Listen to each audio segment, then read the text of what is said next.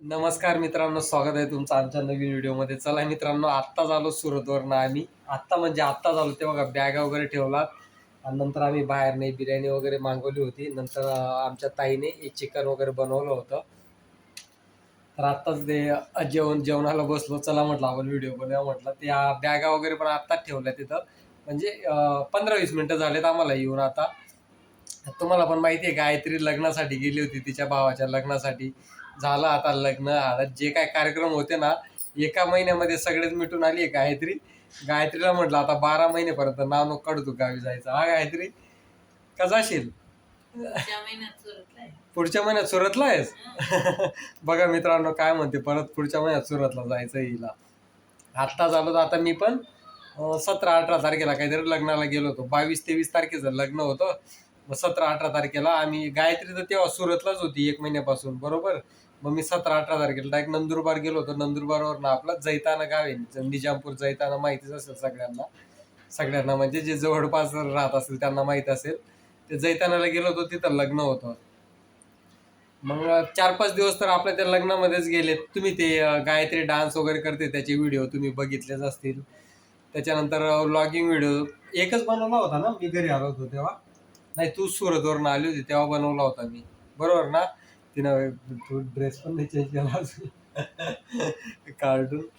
तर तेच, मग तो व्लॉगिंग व्हिडिओ एकच बनवला होता फक्त. त्याच्यानंतर म्हटलं जाऊ द्या आता, जेव्हा आपण मुंबईला जाऊ ना तेव्हाच बनवू म्हटलं. आपली बघा ही नेहमीची जागा असते व्हिडिओ बनवायची, त्याच जागेवरती आता बसलोय सध्या. आता जेवण वगैरे चालू आहे. आता रात्रीचा काय अपलोड नाही करणार मी व्हिडिओ. काय आलं? मच्छर? बघा हिला मुंबईमध्ये आल्यावरच मच्छर चावायला लागले. काहीतरी माझे केस बघ ना कसे लहानपणासारखे कापून दिले त्यांनी. मस्त कापले, दाढी बिडी करून दिली त्यांनी.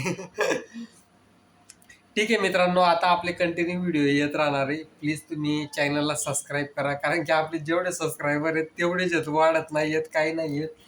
आता काय माहिती कुठल्या कारणास्तव वाढत नाहीत काय नाही. आता बघा तुमच्यावरती आहे, चॅनलला सबस्क्राईब करायचं, आम्हाला पुढे नेण्याचं काम तुमच्यावरती आहे. आम्ही म्हणजे एवढी मेहनत करतोय तर कुठेतरी वाटतंय की आपले सबस्क्रायबर वाढायला पाहिजे बाबा.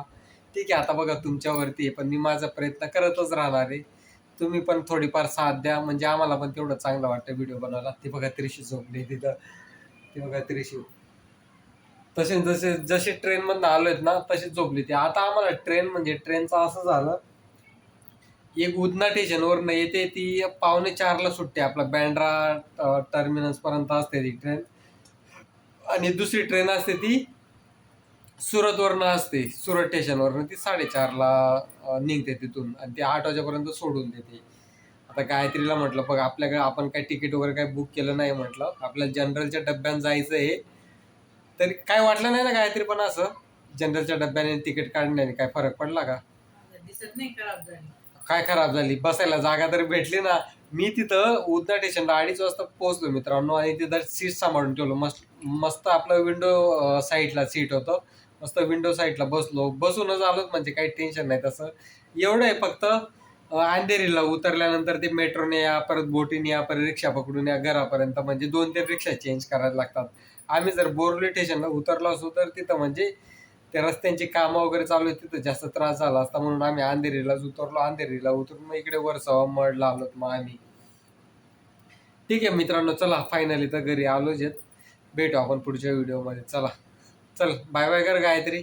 आपण आलोय मुंबईमध्ये असं सांगितलं मी सर्वांना. हा, तू एवढी थकली आहेस? तेव्हा ती बिर्याणी खाते. ठीक आहे, चला मित्रांनो, बाय बाय. बाय बाय कर गायत्री परत. Bye bye. आवाज नाही येते तुझा.